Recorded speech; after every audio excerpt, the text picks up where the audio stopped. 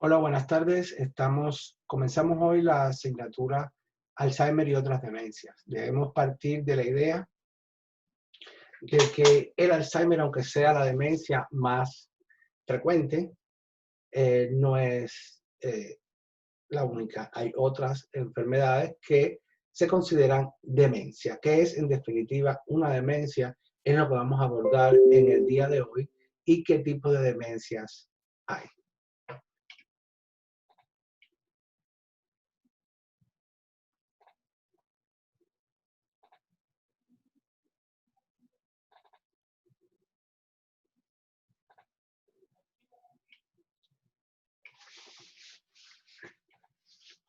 Consideramos las demencias como un síndrome eh, neurodegenerativo, o sea, un desorden neurocognitivo según lo confirma la nueva clasificación de las enfermedades mentales en el DSM-5. Básicamente es un trastorno progresivo, pero que comienza en un punto determinado y no que está así desde el nacimiento, como otras patologías como la oligofrenia, el retraso mental, el autismo y otras enfermedades que comienzan en la infancia y que son producto de trastornos más bien congénitos, algo genético, trastornos genéticos que ha traído como consecuencia una incapacidad mental. Pero en el caso de la demencia hay un desarrollo previo normal. Y a partir de un momento, un cambio hace que es a partir de ese punto en que comienza el proceso de degeneración, ¿no? O sea, parte de una normalidad, mientras otros trastornos que tienen que ver con los procesos cognitivos o intelectuales parten de la infancia y de momentos muy tempranos. En la demencia hay un desarrollo normal hasta un punto en que hay un cambio y a partir de ahí aparece el síndrome degenerativo o el síndrome de carencia cognitiva, que es lo que predomina en las demencias. O sea, hay un trastorno que, que modifica, hace cambiar de manera negativa la capacidad de las personas de recordar sus habilidades intelectuales, además de la memoria, etcétera. Hay otras habilidades intelectuales que vamos a ver en las próximas clases, ¿no? Entonces todo esto se va perdiendo y esa es la diferenciación. Por concepto, la demencia entonces no es una enfermedad, sino un conjunto de estas, un cuadro en el cual hay un deterioro cognitivo. ¿Ok?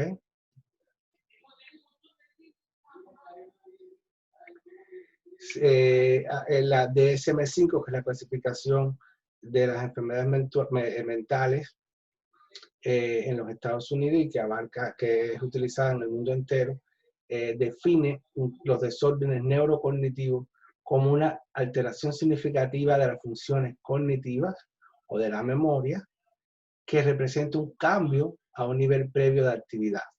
Todo estaba bien y a partir de ese punto las cosas comenzaron a estar mal desde el punto de vista de las funciones cognitivas.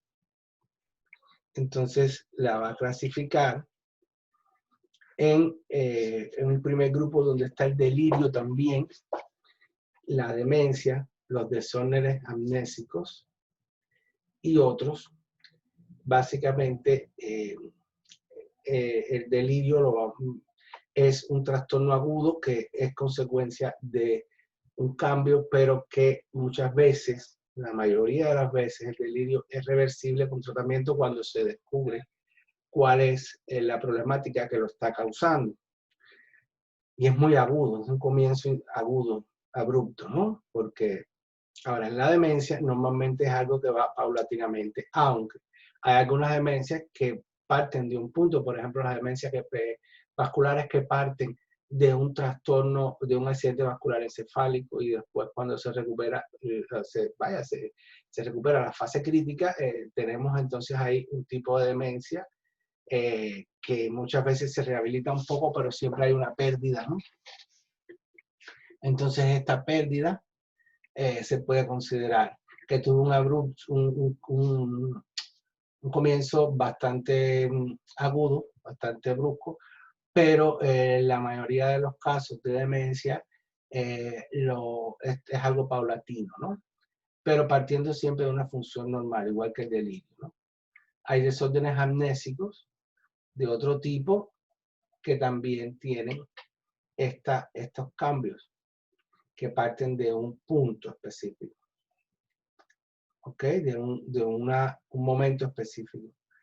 También dentro de los desórdenes neurodegenerativos están las enfermedades mentales que se deben a una enfermedad médica y el uso de sustancias, el desorden de abuso de sustancias que tiene que ver más bien con la drogadicción y el uso de otras sustancias que son neurotrópicas, ¿no? Que afectan el sistema nervioso central.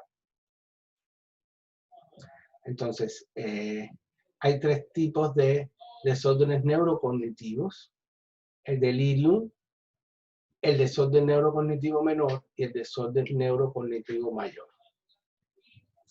La diferencia entre estos desórdenes, en el delirio es reversible, no es progresivo, ¿ok? Y en la demencia, que es un trastorno neurocognitivo mayor o principal, hay un empeoramiento progresivo de las funciones mentales. Ahora, vamos a hablar ahora de cuál es el dominio de los dominios de lo que es la esfera neurocognitiva. O sea, cuando hablamos de neurocognitivo, hablamos de esfera cognitiva o del proceso cognitivo. ¿A qué nos estamos refiriendo? Bueno, nos estamos refiriendo a estas funciones que están ahí.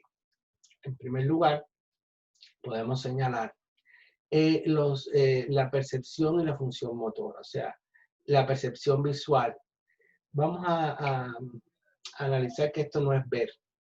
Esto es más allá de ver, esto es interpretar lo que vemos, poder interpretar lo que vemos. Porque la percepción viene en un proceso que es el proceso senso-perceptivo, en el cual a partir de un estímulo que viene del medio exterior, ¿okay? Nuestro sistema nervioso, la corteza cerebral específicamente, va a recibir esas señales, esos estímulos, y luego va a haber un proceso de interpretación de los estímulos. Y la percepción implica eso, o sea, la percepción visual es lo que vemos y lo que esto significa, ¿ok? También está el proceso visoconstruccional, razonamiento, el razonamiento y la coordinación motora perceptual. ¿Okay? Por otro lado, en cuanto al lenguaje, nombrar objetos, encontrar palabras, la fluidez del lenguaje, la gramática y la sintaxis y la comprensión del lenguaje. Dentro de aprendizaje y memoria, recordar, no solamente recordar las cosas que pasaron hace un tiempo, sino las cosas como van sucediendo, o sea, la memoria a corto plazo y a largo plazo, en la memoria de reconocimiento y la memoria semántica y autobiográfica a largo tiempo, la memoria a largo plazo y el aprendizaje implícito, ¿no? Que parte de aprender en la observación, más allá de pretender estudiar, sino el aprendizaje que ocurre por razonamiento, al enfrentar las cosas, ¿no? Hay una parte cognitiva social, el reconocimiento de emociones, ahí está la teoría de la mente. Está la atención, relacionada también está dentro del dominio de los procesos cognitivos, la atención, ¿ok? Está en las funciones ejecutivas, que es planear, hacer decisiones, respondiendo a la retroalimentación, la inhibición y la flexibilidad. O sea, hay una serie de elementos que forman parte del dominio neurocognitivo. Básicamente, si queremos generalizar un poco esto, el dominio cognitivo va las cuestiones de la memoria, las cuestiones de nombrar los objetos, el lenguaje, forma parte de esto, la interpretación del mundo que nos rodea, ¿ok? Y el manejo de las emociones a partir de una interacción social. Y la atención, por supuesto, también forma parte de esto. La capacidad de hablar y de interpretar lo que se nos dice, el lenguaje como tal, todo esto forma parte de las cuestiones cognitivas. Para nosotros saber, por ejemplo, cómo se escribe a máquina, por decir alguna cosa, pues hay una serie de cosas ahí en nuestro cerebro que implican reflejos condicionados, ¿ok?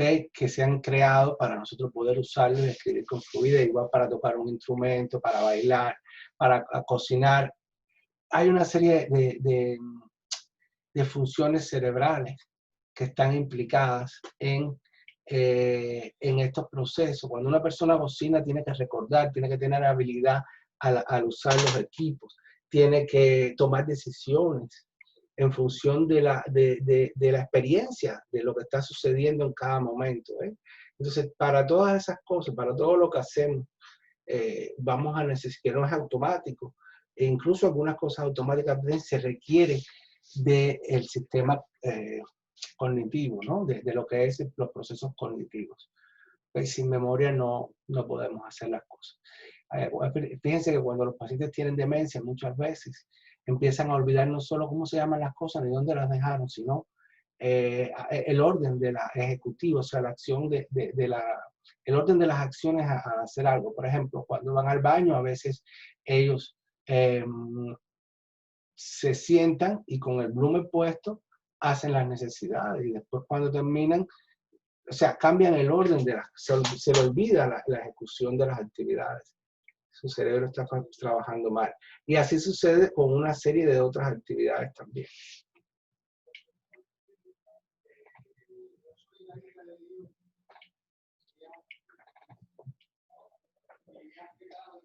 Ok.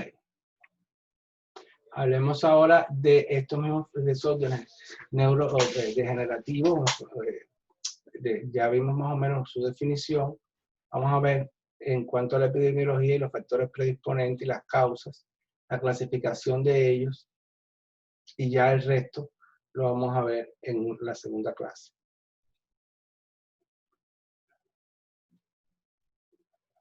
Ok. Por definición, un desorden neurocognitivo o neurodegenerativo es un síndrome adquirido que se puede ver a múltiples causas, donde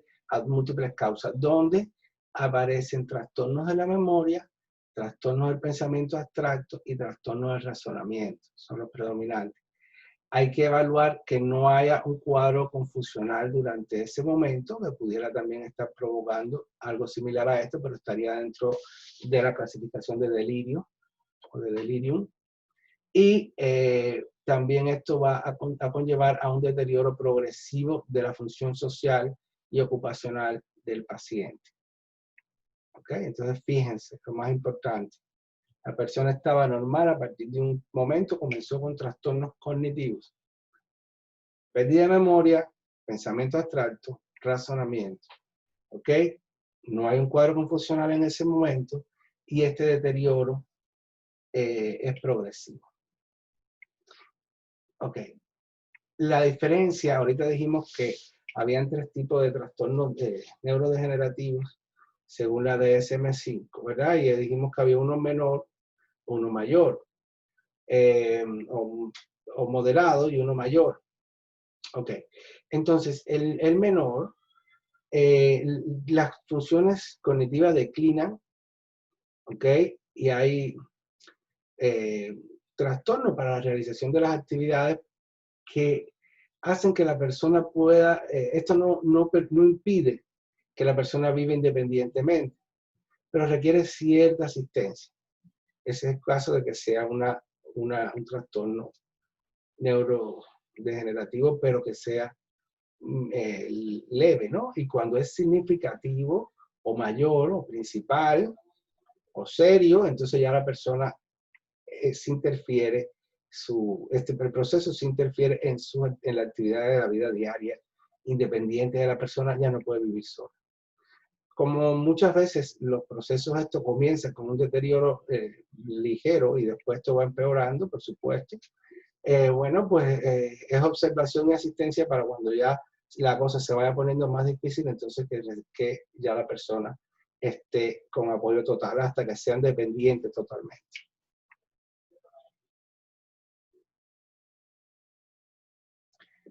El 15% de las personas mayores de 65 años padecen de un tipo de demencia.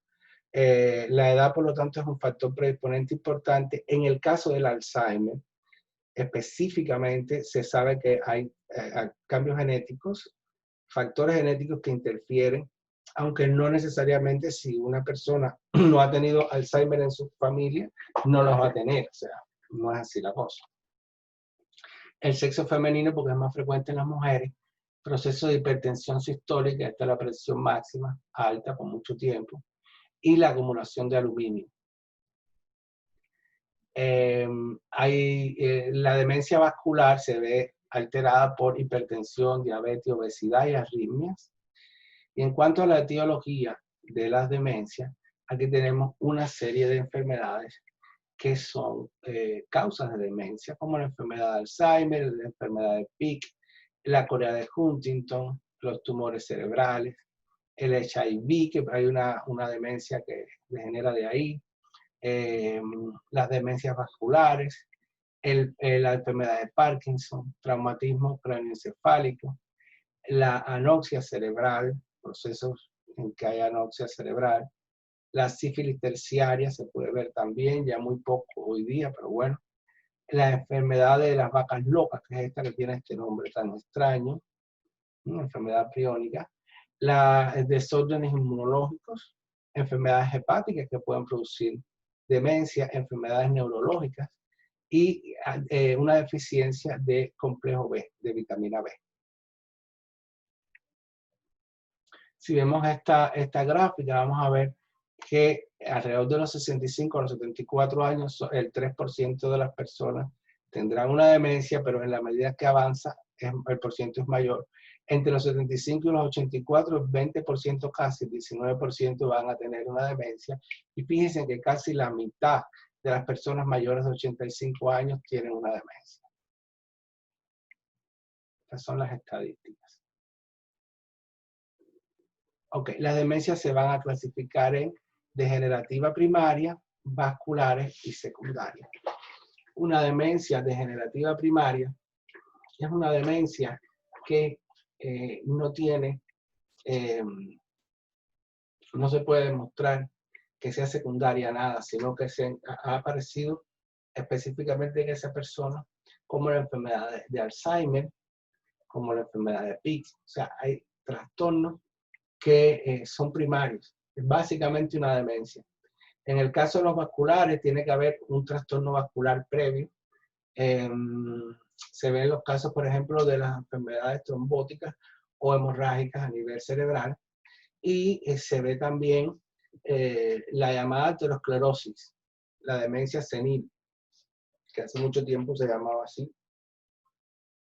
Y probablemente muchos tipos de Alzheimer se clasificaban como demencia senil.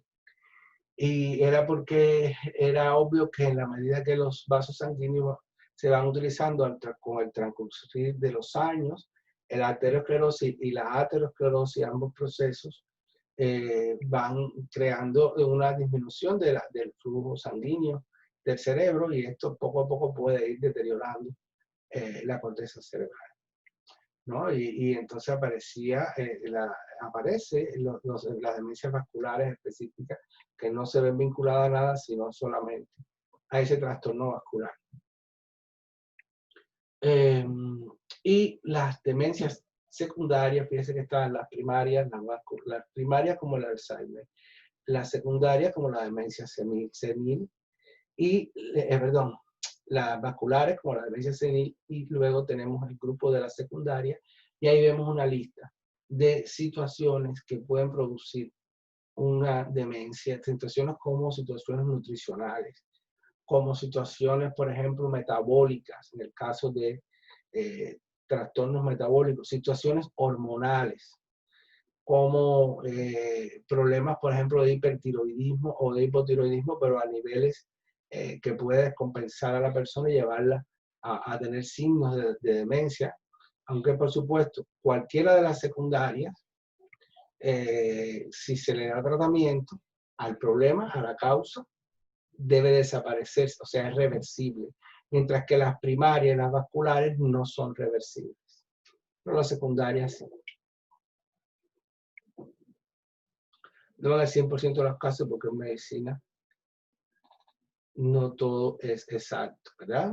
Hay siempre variaciones.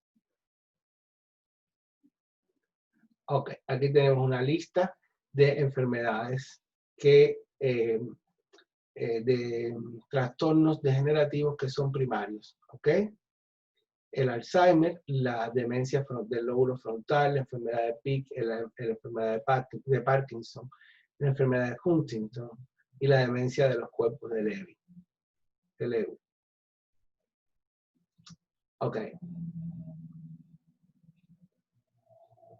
Características de que tempranamente altera la memoria, hay un deterioro múltiple progresivo de las funciones superiores, hay síntomas psiquiátricos y hay una evolución progresiva hacia la pérdida de la independencia para las actividades de la vida diaria.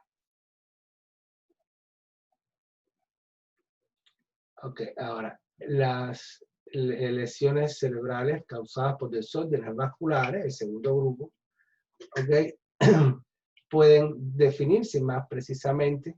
Los síntomas dependen de la región del cerebro que sea afectada. Entonces aquí hay 4 regiones del cerebro que pueden ser, regiones del cerebro que pueden ser afectadas y que tienen un comportamiento en la demencia diferente.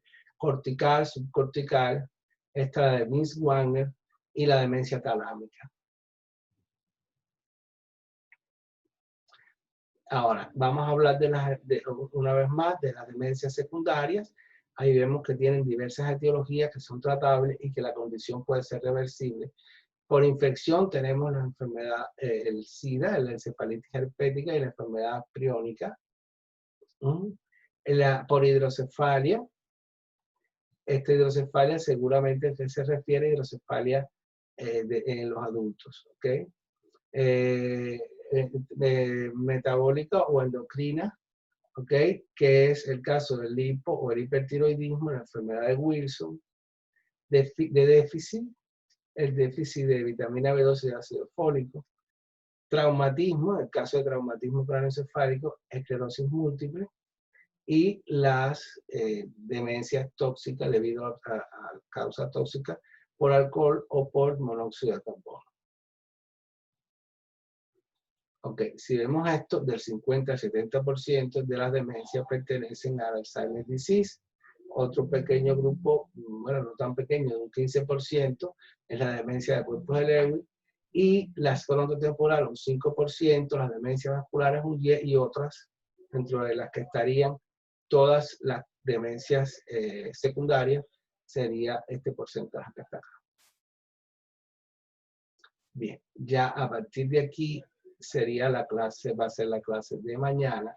Entonces voy ahora a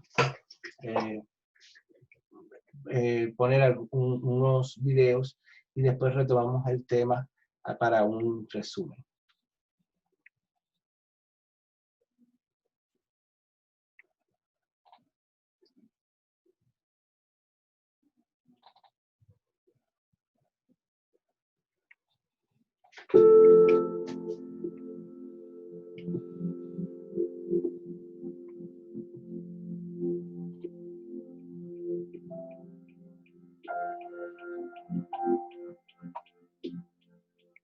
Dementia is the term we're giving to losing of memory and the speech, and that is caused by diseases. And the most common cause is Alzheimer's disease. Brain diseases, Alzheimer's disease being the most common, causes dementia, which gets worse over time. I mean, roughly 2/3 of people with dementia are over 80. And in the beginning, it will be just exaggerated forgetfulness. But over time, the memory loss will get worse and worse. Their thinking will be affected, their speech will be damaged, and as a result, their behaviour changes, because if you can't remember, then it's easy to make mistakes and it's easy to get lost.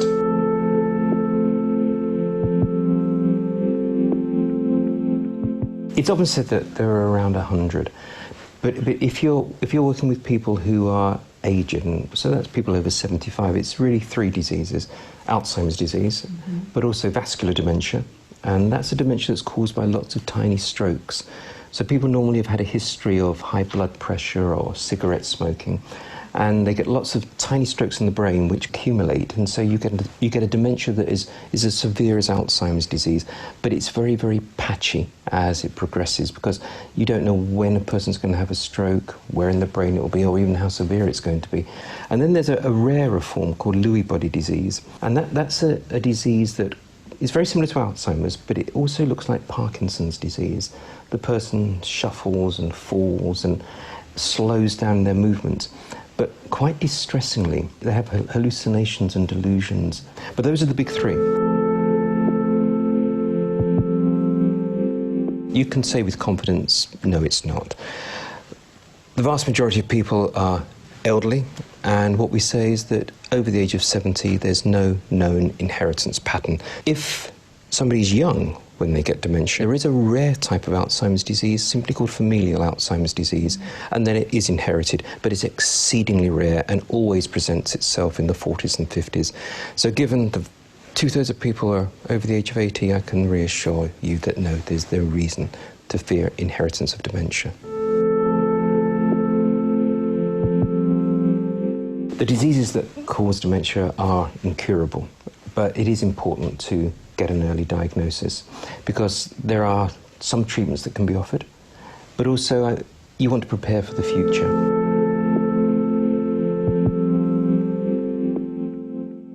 What you're looking for is extraordinary forgetfulness. I mean, everybody can forget where they've put their keys, but you don't forget the names of your children. You don't fail to recognise your grandchildren. And so it's that out of character, severe form of memory loss that you're picking up on. But there are other things. It's doing silly things, putting food into the cooker when it should have gone into the fridge.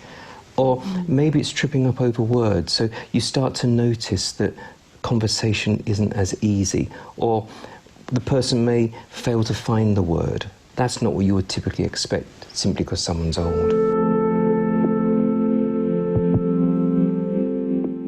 At the point of diagnosis, it's those other things such as errors and especially speech problems that you start to think, yes, this could be indicating dementia. So if you think there is a problem, it makes a lot of sense to keep a diary. So you can actually see the picture that evolves, and you'll get a real sense that, yes, this is not what I would have expected with my mum or dad, or may even be your husband or wife.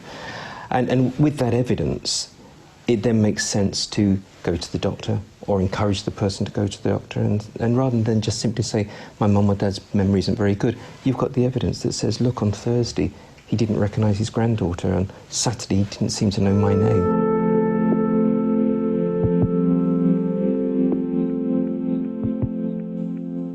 What I've often come across is that you take advantage of some other ailment. If dad's got a cold, if you say, oh, let's get you checked out, and you forewarn the GP or the GP's receptionist that we're coming in with a cold, but can you just have a just check? What do you think of their memory?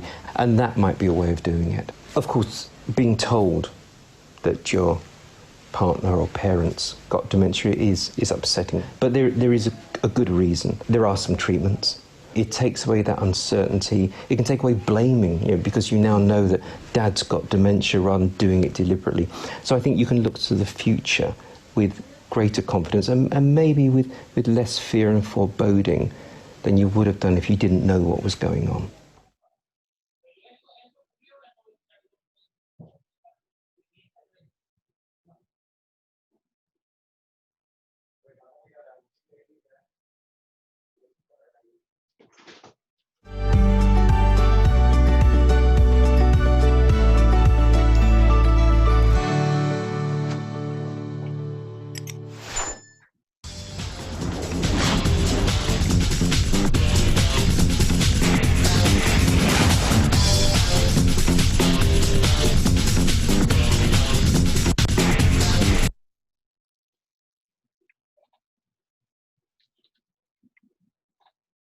Bueno, haciendo un pequeño resumen de lo que hemos visto en la clase de hoy, comenzamos el estudio de las demencias. Las demencias son enfermedades neurodegenerativas. Hay un síndrome de deterioro progresivo que parte de una normalidad y que a partir de ahí comienza el deterioro, que sus causas son múltiples y que la más común es la enfermedad de Alzheimer, que se divide se clasifica en demencias primarias, secundarias y las vasculares.